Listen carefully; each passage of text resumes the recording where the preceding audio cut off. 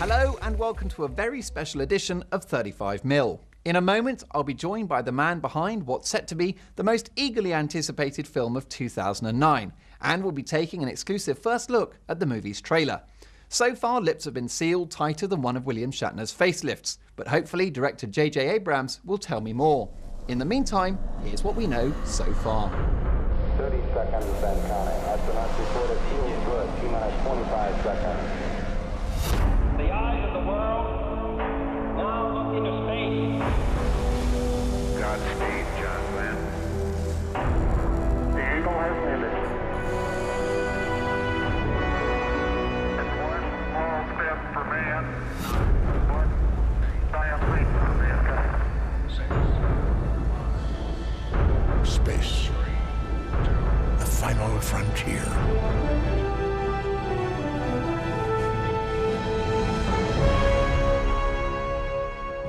JJ Abrams, great to have you on the show. Pleasure to be here, thank you. We've just seen a tantalizing teaser for the movie. Can you tell me a little bit about the Star Trek world that you've created? Well, Star Trek has been around for decades and decades, and so I would say that one of the challenges was to embrace what they were doing originally, with the spirit of what Roddenberry created, Gene Roddenberry, but to do it in a way that felt legitimate and new and my big fear, honestly, was doing something that felt campy or silly, because Star Trek. Have you ever seen Galaxy Quest? Yes. Movies like Galaxy Quest, which so successfully satirized this universe. It was important that we make this thing feel as real as possible. So the idea was to embrace the spirit of what they did originally, but to also legitimize it. How hard was it to cast such an iconic set of characters? It was tricky to do. Casting was tricky. The hardest part, I think, was Kirk, because, with Spock, we were lucky to meet Zachary Quinto fairly early on, and he was clearly born to be Spock. I mean, it was amazing. When the first meeting I had with him, I couldn't believe, because I knew he was a good actor, but I couldn't believe his likeness. It was eerie. And Spock was, once we had him, I thought, okay, well, that I thought was going to be the hardest one. But Kirk was the hardest one for real, because he, William Shatner brought a number of things to that role. He was incredibly, cocky. He was incredibly smart. His wit was just, was sharp. You could always see it. He had a great sense of humor. He was just everything in this package, and he didn't have anything to hide behind. No masks or pointy ears or crazy hair. It was just sort of like, well, crazy hair. Maybe. He was sort of a civilian in that environment, wasn't he? He was, but it was all about his attitude. It was all about, his presentation. And I knew we didn't want to have the actors sort of impersonating the original actors. We wanted to sort of have them do their own thing despite playing these characters. So finding someone who would come in and be simultaneously brand new and also familiar was really challenging. And Chris Pine came in, and he was like, it was like finding a movie star who was unknown.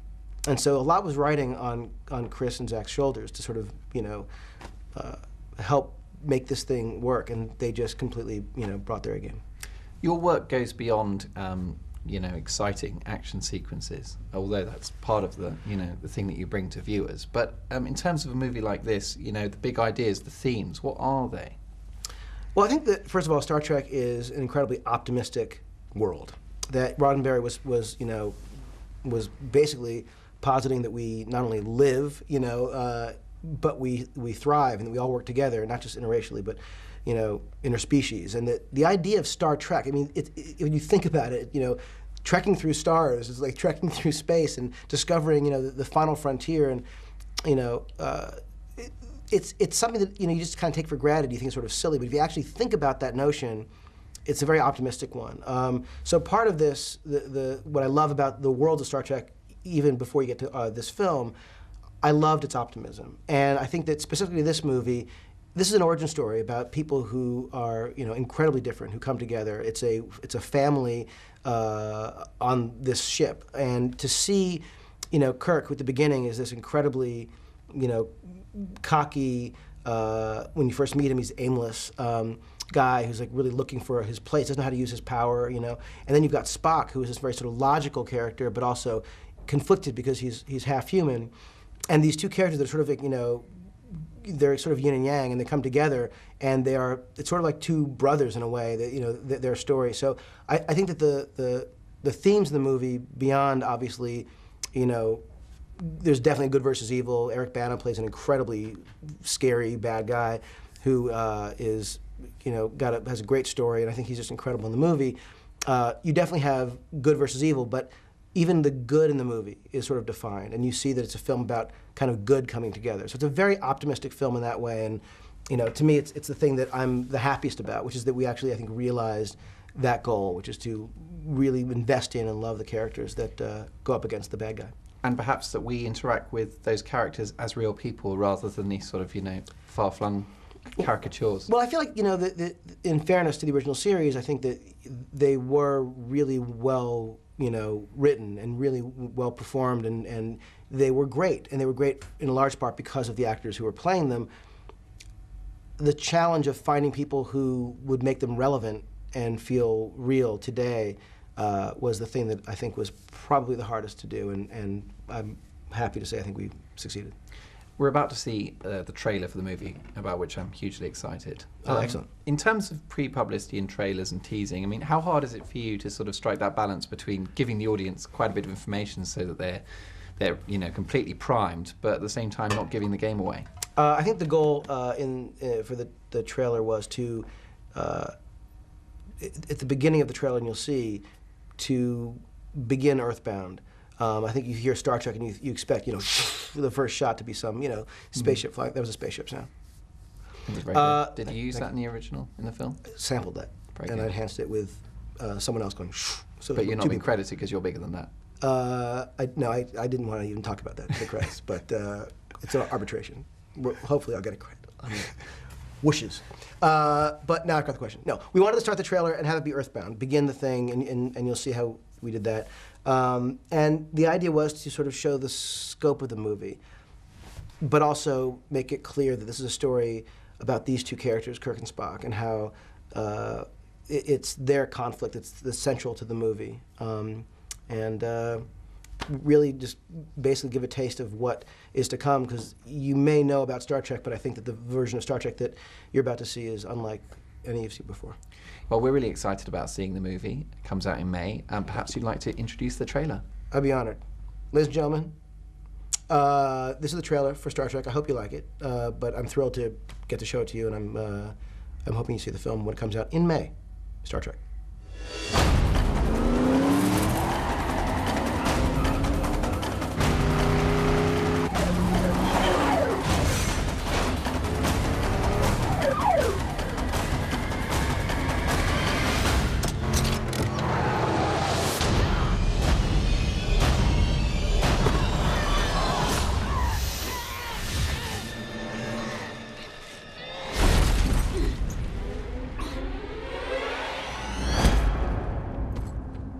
What is your name?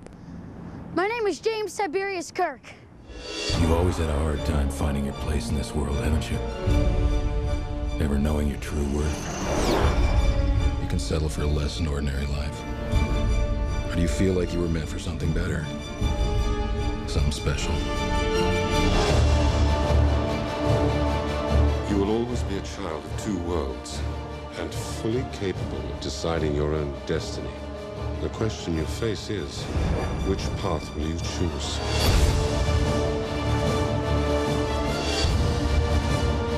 Or are you afraid, or aren't you? I will not allow you to lecture me. Then why don't you stop me? Prepare to fire all weapons. I like this ship. It's exciting. Space is disease and danger, wrapped in darkness and silence. Buckle up.